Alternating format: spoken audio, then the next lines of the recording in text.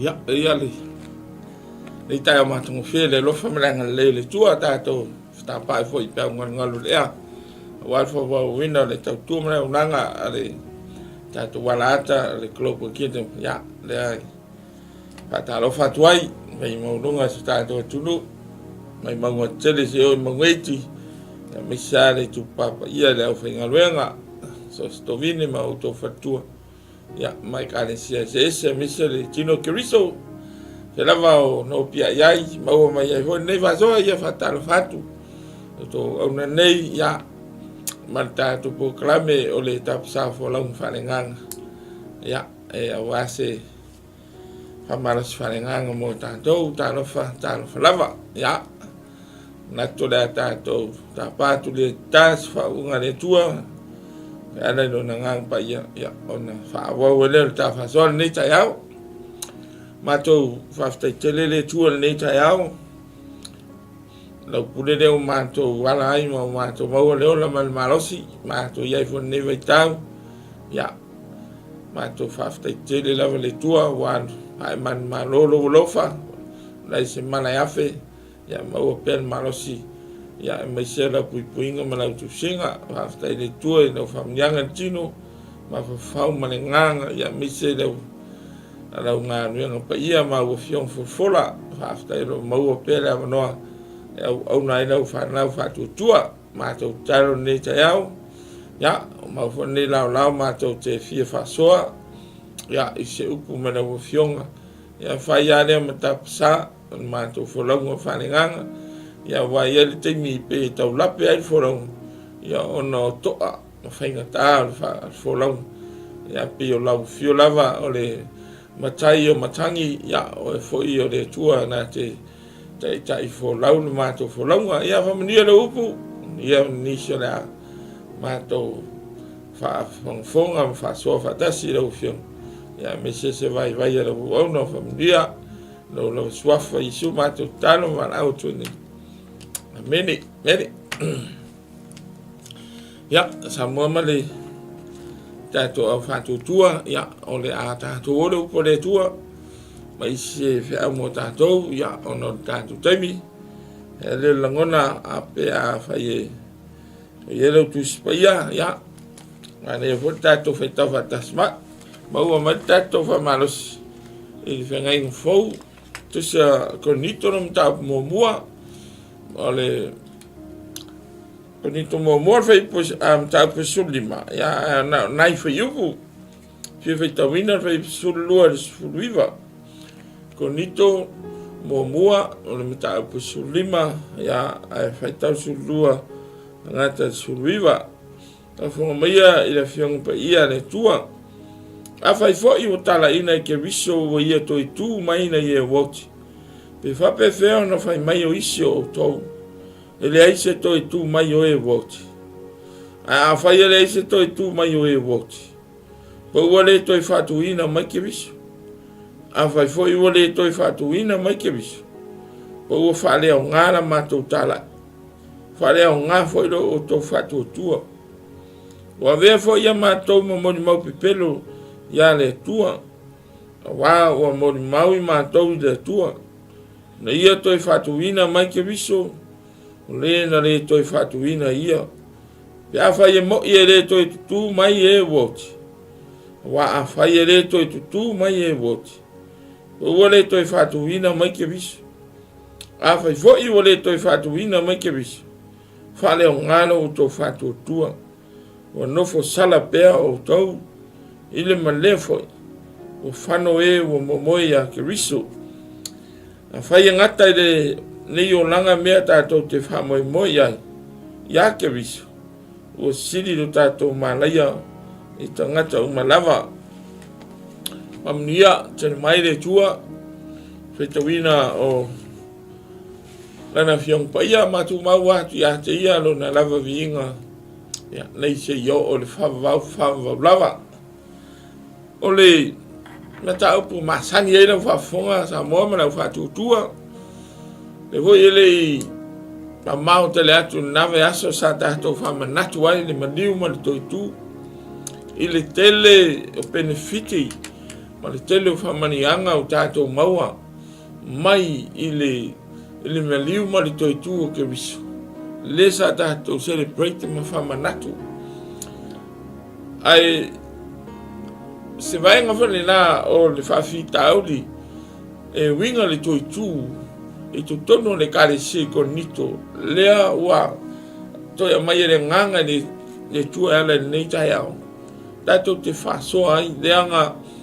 o le whawhita auli lea o tupu le wholanga tangata korinito. O a mata o na se la tau matari tonu ia o onga a onga se false teachers and their false teachings. Ole mafuanga lana ua mai e fi au le se toi fa manatu leanga ua faina le folonga fa le nganga a tangata korinito ono le tele wa onga fou a onga se ua fa do fe sa sele fa longo ma le ai ma wai ua na muri e tangata korinito man tu korinito ya kare si sa fa tu ne Paulo sa ye Paulo sa ya o tana le moniana mandiu tan mia ma to se fu ke vis ona anu le a o mana plan lo to tangata i le gospel le la o korinito i le kale ya Paulo le apostolo no ese Efeso a fe ma fa fa longo mai le apostolo te le fa fitau te le fa ya onga se wo atu to malato tam fa inisia o fo i lungo le o onga wo ma pe yo le fa fitau li lana e te le ia per ver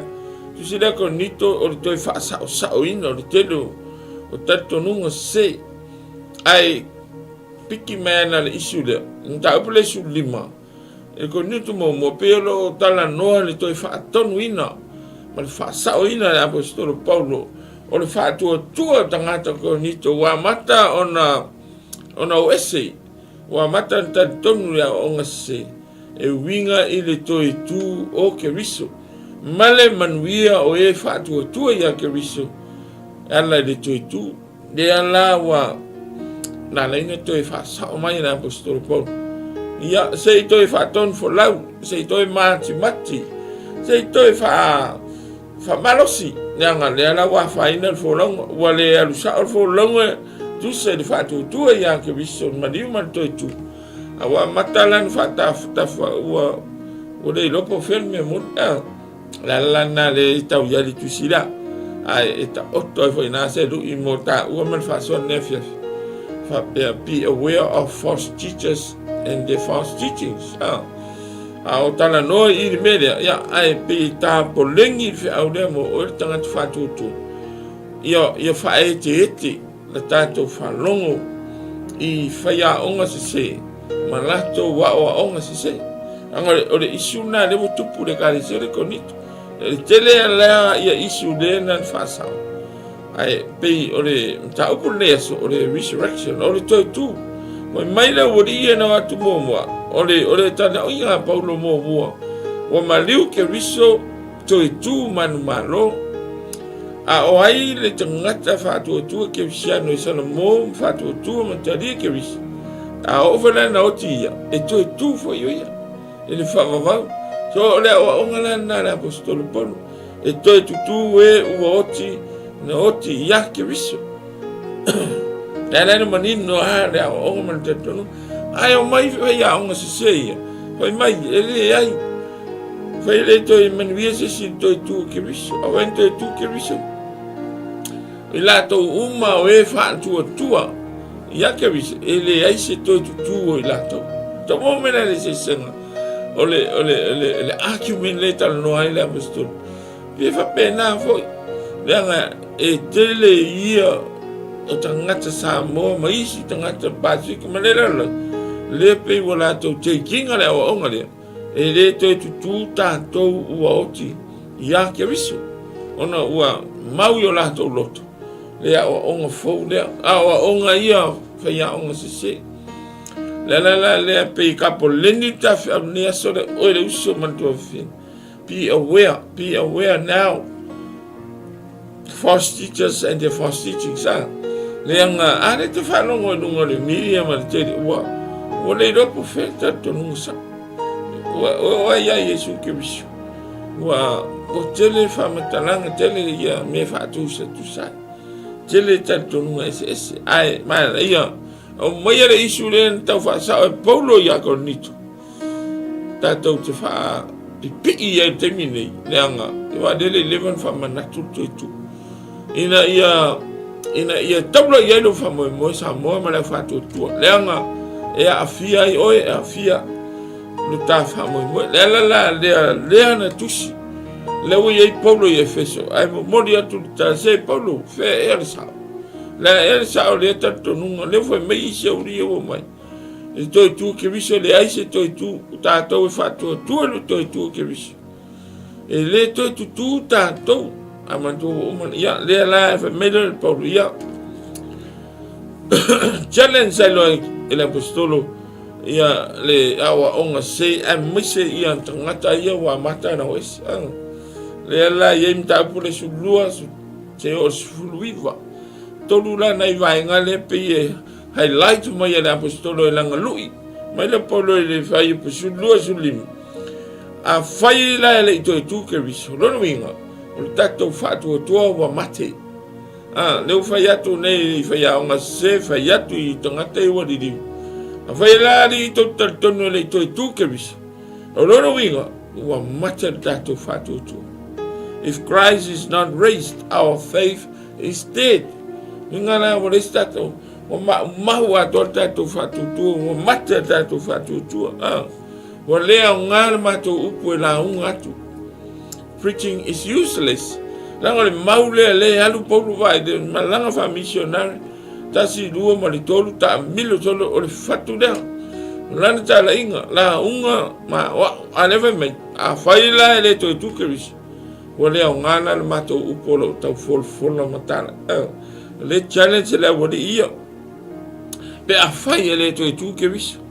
winga ole gospel message is a lie and the effort of preacher is useless mai la wale o ngana fe le o ngana mato upo tau tala folfol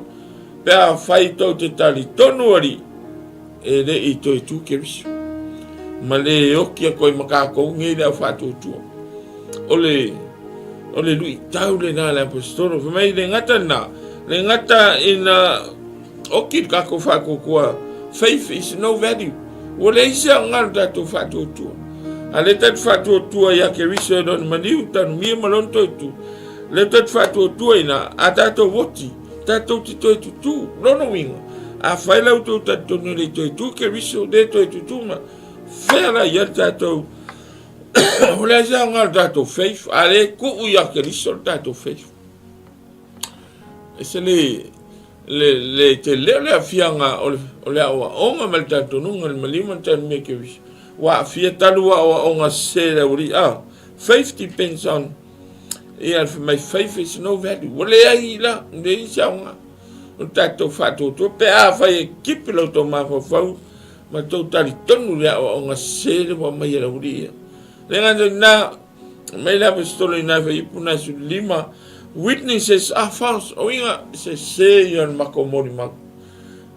ko mako aver mon mausi se tangata na toi tu ke riso e man via e fa tu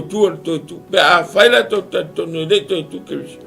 o pe pelo le mato mon maulo challenge the false teachings la o te lui tau le apostolo o tangata nei tangata Korinito a misia whaia o nga se watu to o confuse ai e matau tai di whatu tua nei tangata Korinito ona o le malosi o tatonunga le witness also le noinga se mato monma te lau e whapena le paua le o le te lele fianga na I le temi fone nei wa nga lewa pasira wa apostolo pasira to na ave ya fe aude a faila e au mal temi nei o de lava ta tonu nisio tangata le to tu ke viso male occhio de me lestat famo molto tude e occhio fu la tato che fiu ala fo ngo che fiu e fo lo fola ta te fiu tala ave metangata sole pe pelo lo to e le ese to tu o mana mato lo o mana mato wa le fa mo la mia no winga te le afia o tato tau te fiu ala tau fo no le tala le lemon e le mafai ona te a ona nofo le o nga seria I loto ma mafo fau tangata la na luenga mo na le lu e ke viso a o nga se a me sala wori ien fa longo ale la to wes wa sipa le lao la to fo longo fa nga onga wa taula le la to fo longa I me ta wo false teachings doctrine se sei me le se to tu ke viso de okia ko makako so le ya Udah, profete tadi tonu ya alfe auto fa manatu lena alen tatu fa manatu na ves le tele man wi ma benefits o tatu mo a misia tatu fa tanga ona ole toi tu o ke viso ha mo la e o man tamata o nefes o toi felu ya ino ma fo toi fa sanga tonu lo fa mo toi sisi tonu le la lo fa tu e toi tu o ke viso Tonu le vaenga le Muslim, Islam, Buddha, Hindu, le tonu la to ua maliu tato Yesu ke viso. La tunga mau le tu. Le tu inga filosofia le na, le tu inga mafofau le na. Tonunga ia le tonu ya ke viso me woti. E le tu ke viso le tunga mau. Ai au nenga pa wale o tonunga sao. Ka tonunga ke siano o le lato tonunga na maliu ke viso tato na toi tu manu wole to yai ke viso le tunga mau la na e le fengo fiere isu na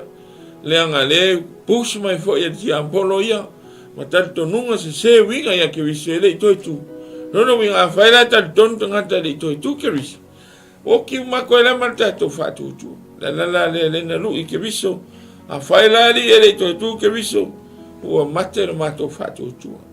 ai Samuel ne fia male a fatu tu o te falongo longo ya o nga se na nga longo le milia ola o telen ma tatonu o tele ya o nga se faya o nga se o no afai na ilo fatu tu mai le apostolo Paulo le ai o ke viso na man malo le oti le tu le tunga mau o na fatu tua ma tonu ya le salmo ma fatu tua e tu fo tato ya o fa mo na lua o le lui tau fai pisuano su fitu mai ke ia le apostolo o Paulo sam a ke ni toi a faila le tu ke viso no winga our sins remain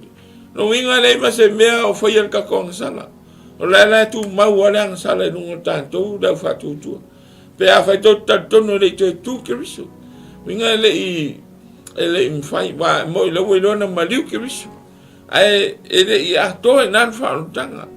pe ana fa pena maliu ke viso le tu wole fully complete le tato fa tanga winga la tau te le sala ana laina tato man lo le sala mo o man tongi adu tunga ma tu lo ke viso o complete ngale a foi de full package le tato service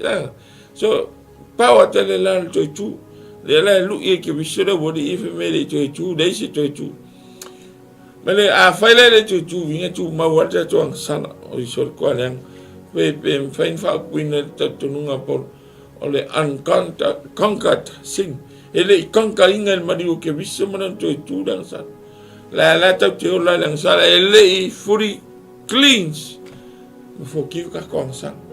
mai ta sile le si va ngalo di chichi ngane apostol ele per fai tu ma le me su de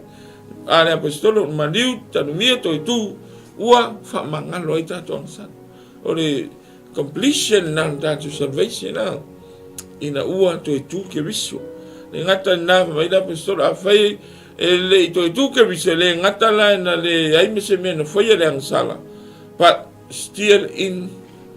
our sins we still in our sins like okay la malangsa ele me fai se me nga move ese langsala mata to pa le ngata na le ma fai na fai se ngal wenga langsala alona du o la tangata ke siano malangsa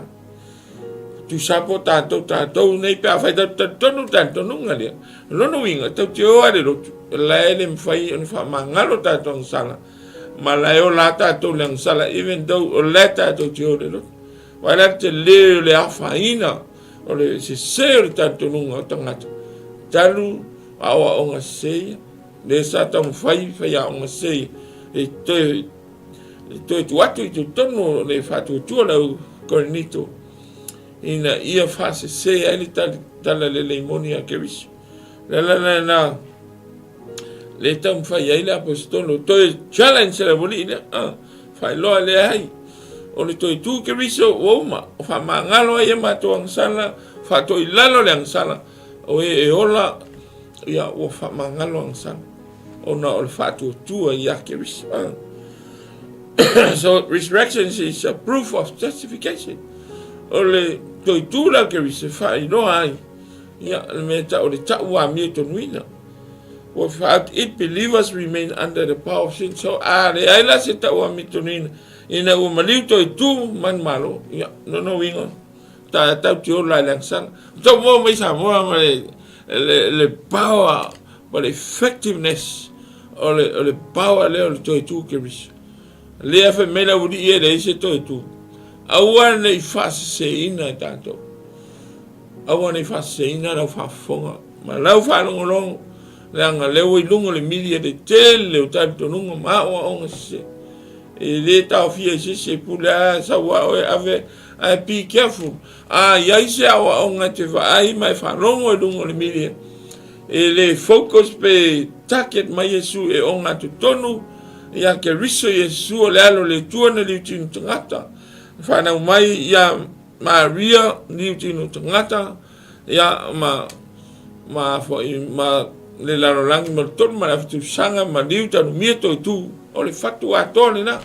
a faila ya se si tala le ese mai ya Keriso le na sa faile to nyola na ma liu to tu no winga a wa te fa long wa be aware la le anga yo ti to la mal fa mo me mo mua no winga ua oti le fatu tua e oti e mal tato fatu tua e le manuia fa va ma le ole fa va le o taula ya Keriso pe a fai folo tato le na lua e tau te ola e tau te o le lotu e tau te o ma le angsana le ai se sina fai na konka ina le angsana le no winga ta ua tato fa fonga le sile le mai tau le su le upo le tua le anga yete mi mai ya o nga yete mi ma nei e fa pung ai sua malia ma nei e fa long ai se e tato ma wale tato se ma le fatu le gospel the gospel le e to mai ya le fe au le dale le ya ele apostolo ya mo le kale cielo Korinito le anga perfetto Korinito le tastelle io me voto sin o se solo ai le kalesia le wa vanga ngo fio la to loto ya wa onga se mana e fa mana tu nias le anga me perti ambolo anga mai wa o se au mai pe lunga mira ya be careful ya ma be aware le te u to ya faina ai no ta fa tu tua e la mal me mulina to lo me ya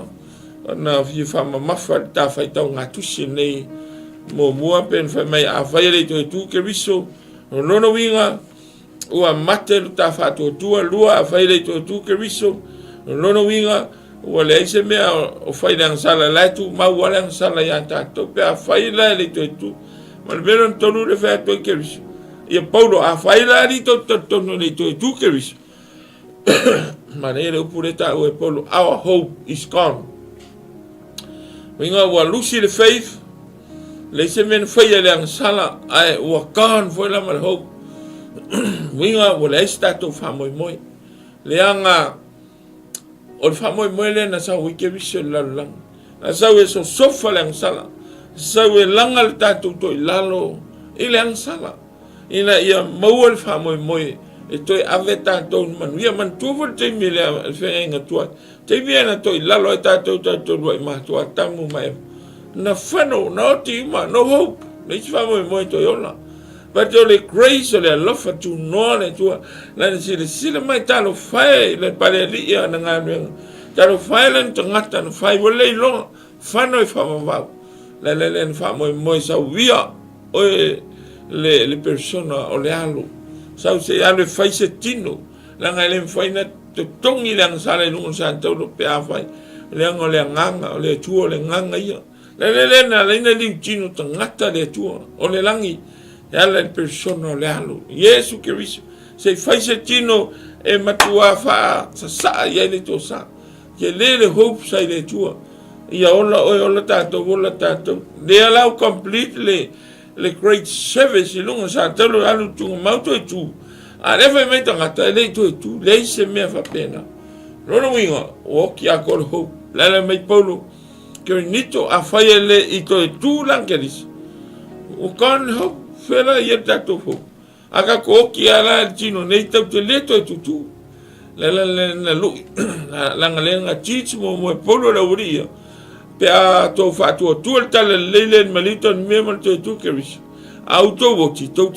tu il man mia malio la fa va ai mai la uria sui le au ele la o ki la matato fa mo fa pena vola tato ole tasile na melena lui. If Christ is not raised, so our hope is gone. Verse 18, verse 19, dead are lost. Wa oki mai ka kopa tangata e oti wai langa tau te ola tau te oti lost ako tau te leto tutu no winga no more resurrection. A mai Paulo le kali se Roma o ta tanu fa tasi taton ke risolon mali ma ua tātou toi tutu whatasi mai an manuia e whamava. Winga le manino a le tala de lei. We will be resurrected through faith in Jesus Christ, through his death, burial and resurrection. So, e sere manino le whamoe moe. Nanga le whamoe moe nani sa wike riso. E alu sa taulo, e alu tunga mau toi tu, ina ia maua so tā manoa le langi lo tā whamoe moe. E leo lalo nei whamoe moe. Nana winga mai a faila le tu ke bisu wa lost le hope fela ia to hope wo ki wa lost ko marka ko ki ka kere ko ku the living ia le na o tato bolanga o ki ma ko ma tato bola fa pa ia ina me malava o makua i le o nga to fa mo na la tato sacrifice tato liliu ma tato taritonu ia ke vise Yesu pe a faila o taritonu tato ma to se ia le ito tu ke vise le se tato tu no hope la me Paulo a faila na le ai mai ia le fai na tato suvat mai a life only hope no winga a faila le tato tu nga le life nga le power ni tato hope na le ola ni na leola temine te malo si mai ola ai oti le ila se famo moi e te o te tua ngata lo ila tino nei e se fuanga nei ya no winga e makau kia la na life only hope on no winga ka ko la ke siano na famo moi ka kio al loktu mtato wifi me uma ai a okilo le mas famo moi to tu ule wa ngaka la langi tato famo moi meu tato wa ai so e fo e tau no fairo e aila o famo mo tato e ola ma se ma or ma lu al famo moi out o tato famo moi tato tu ale tau e Paulo e telo an tusi e ngata na ave yo te salonia e famo moi e tato famo ne tato ma ko ele es famo moi tatou te momoe a yela se fi mai ke ris sta falong le pour le angem sili te tu o e u oti ya ke ris vai da tatou famo moelna ona si tiele o e ola ya ke ris we got the living hope ai le o le famo mo tatou o mele la no langi ne ya le fe yu pu mun mulian ta puna len tatou fetau so tanga te fe suliva Pamela ia tala Paulo lu ia ila wuri ko nito ia pata se ma wuri meturiva a whai ngata le nei o langa mea tātou te whamoe ai. Ua sili lo tātou mālaia i tangata umalawa. Kei whafonga ke visai. A whai la tātou te whanongo ia o onga seia, e le ese tu e ngata i laro nei mea,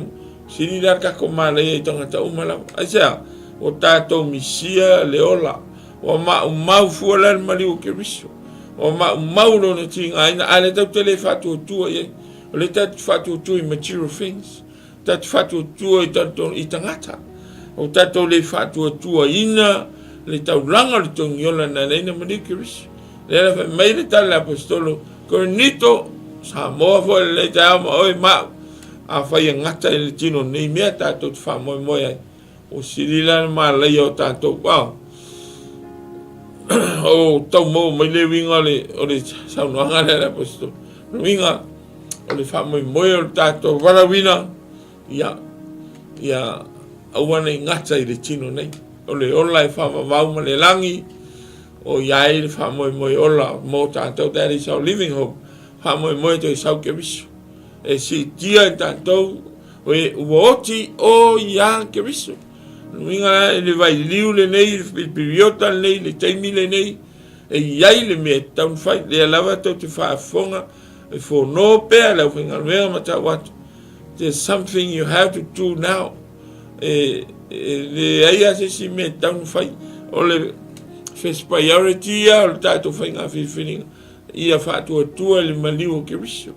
Ta lia ke riso whai marimu whaole le olanga, ma e tal tonu i lon maliu tanu mia malona tui tu. Pa wā lea o le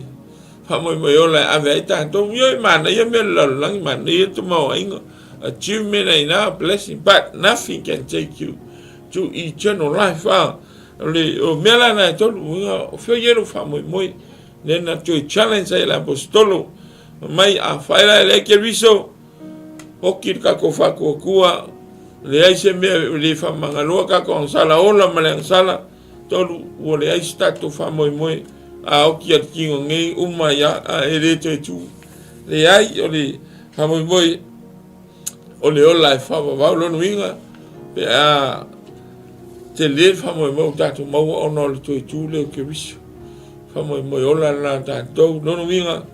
ia awane i tatu whanongo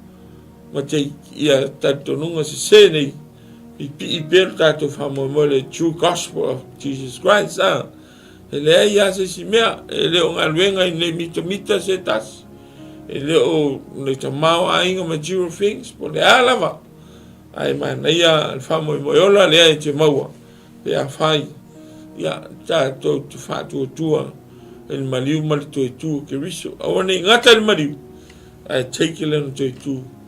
ma neia ia mai ua oti matanu tātou whātasi ma ke risi. Ua tātou toi tutu whātasi ma ia i lona toi tu. Wow! Ua nei whase ina tātou langa ia isi tangata mai a kau ki oki a kau koe ku umarama. Ia pulea oi e iai competition o le toi tu le tala noa ke risi. E lewa pe ka whao la langi nei e te le whātua tua mata lia ke riso e lona manitan mia. Ave mai a au toi tua ni e ave a wele tua ni rang. There is a condition. A le na condition e te le fili e leo tua le oti e mawai. Now, nei e ta pena e ta tau ona submit, sacrifice lo lang. Ia ma ta tala le loto ta lia e ke riso. Pa wale tato whaitu toa le langi ma le manuia. Le lea e toi lui toi whamanatu per whiau. E na ia mau per tato whātua tua ni maliu mali tu tato maua le manuia. Oti ma le manuia sen mana ian mele. Malanga ngai sa mule te wape a kwere oki. A wane ngali a oi te le lea ngai mele oti. O le alo marosi, le alo poto, le alo to mawainga. Pe te matua, pe talvau, pe te lai titi. Te fiskami la tau to le oti fai to oro fale ala lea ta pena mo le oti le anga a fai te ola e le ta pena mo le oti ia e le lopo fetu o tau o le stafa mo ta te le to e tutu fatas o e to e tutu ma liu leo ke riso o e na oti fatasi ma ke riso na oti le ang sala fasi oti le ang sala le tino nei ia masui le olanga whapa ia ina mo Keriso. E le whaingofie, but ai whaingofie pe atu ulo wola ia Keriso. Give your life to Christ. Ia ona tango mele Keriso e mold, ia ma change, ia ma equip, whale nganga oi, ina ia mwhain whaupeng tā pena mo leoti. Ma na ia ta oto atu leoti, ia wha moe moe te toi tu. Ai ta oto atu leoti, e te le toi tu. Ia, na ona toi o as tu mai tala I leanga, ese la toi tu, a tātou la le oti ia Keriso, e toi tu si tianga. Amu ia e oti oile li, ese a leanga toi tu le teimi o si tianga. A whai tātou te ola, a tātou oti, e leo ia Keriso. Te lo ele teimi to ai tu ia. O tu ele fasi si ungot po kalame le tua. Wa mo tu e no ti ia Keriso teimi si tianga. Ona tasi leo le lato woti. Nan famesino a le lato ngalwe. Ona le to yoti le wa to mo mai. Tala tu spaya. A o lato na oti le teimi nei e fiu a fa to ele fa longo le tali Keriso. Le tele tu la si tianga. Ai fa to ai tu ala le teimi. E fai iet po kalame pe uma le afto sangal melenium to ai tu la te mi ol fam sino e luma no fosi sino Keriso penta o tu se falinga ai ete tu ina tu luma fam sino fai fole oi luma le tua wa longo mai foi la ona tongi lo leo o le oti fanu le pa fe fava e le se tau whawhewhe le tala le rei, but that is the truth. E nai mana o mia, e nai nau pe Keriso whai loa. Le anga te le tangata la tau te le o mauti no le lei whea ali ai pe aoti. Le anga te le tangata whamei, ai, kau ke ewa kākou, kau ke o mai le langi. Ua umana mariu Keriso mo tātou, ma ngalo mo tātou. Yes, ai e iai le respond na tangata. Yo e wa umana ta tala le ama normal whai tuto. Ai ai ni me tau ni whai tātou. Ole salamo mantaria Keriso. Ole toi tūla le nā, ma nei aro woti, ai toi tū, whai mea ai toi tū le tino fau, le tino I pupula, e le toi o iai se oti. No inga, e toi tasi le oti al tangata o ia Keriso. Ai dua la oti al tangata, e le whātua tua le, ma niuma toi tū Keriso. Sama wai le inga, ia o le whea le nā, toi fa manatu mo ore ke fian a fai o tau malue lo fa tu le na be careful, be aware of false teachings, stick your faith in the true gospel of Jesus Christ through his death, burial and resurrection. O ia le na, he is our living hope man ia pe te oti mativa lava pe te oti le to woloa po le ale to inga ai oti ua e ia Keriso mauti noa te tu resurrection mai ua tanu mia watasi I lono maliu ma tātou tu fatas a se tala na manaya mo e tala na ave mo konito lui mo e lo uso lo tu fine mane wa inga le ri ya ta pena tātou mleoti ta pena e tu ai le tu talo fai e te tu le famasinonga ona e te yoti lo lea e le oti whawawau i le pafi ia e tawhaitangia we ma le lili wau nifo ia sa moa e le o se mea se whawhangongo tangiau ia ai tu ia Keriso lo whamumoi tari tonu o ia na toi tu ia ma ua toi e fio atu I le langi i le ina o mai a se fast fulo lon toi tu fio le langi mele i o so a o to ese Jerusalema o mai nga pa I Suswani mo to le war Keriso le langi le o mai lo nga pa I le fai ma Suswani mo a o tala no at fo le afia fileupu na fo ye nga pa I na tu ya se fa longo ia se tala ia se talitonu ia Keriso o ye le tato wala le langi ia o nga luenga mai ale na le tuota mana ia ma manuina ma plan foundang ana au mai na persona le ano di tintanga sa fulfill fata no ora no fu man a fiel langi mai na nga pa ia sau e sia le whamau whailonga tātou. Ina ia tātou ola pēr. Ia me tu mau ia o le whiau whamanatu. Ule oero tu whirangaru. Ule a oero o langa. Ai tā longo atu pēr mas whau ma tu atu. A e mana o ai le lei. Ai le ai pule oi. Ai pau alea. Nea ngalai whātari whamasinonga. E te oti, e te tūruma le whamasinonga, o te tūfo. Ai lua no whanga ese e ave i tātou. Pe hae le whātua le maliuma le tō ke riso. Pei o tangata a kaunito. Ea, se ori whai ungo tau. Ai a whaita te whātua sana mone i tātou. Ole,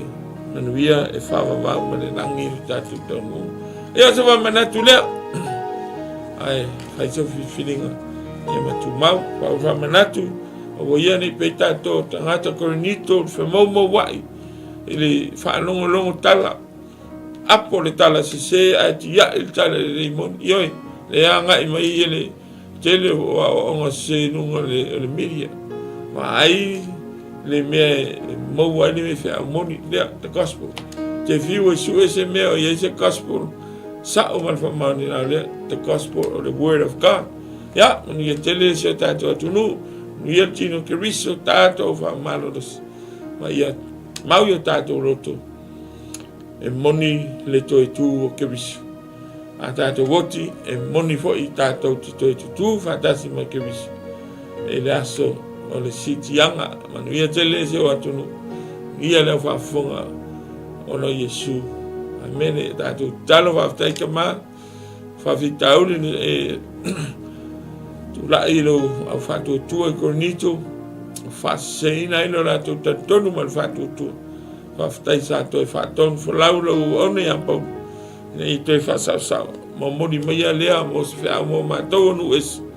ina ya one ma to es mal tale le mon fa stai ke viso lo on sai ma liu tan mia mo lo tu wa to ai fa mo ma to fa mo ola Mato te oti, mato toi tū whatasi mo e no manuia. E rie, ia, o moni ngangan whiau, e voi se si o whaarua nua ngia lona mawhawhau,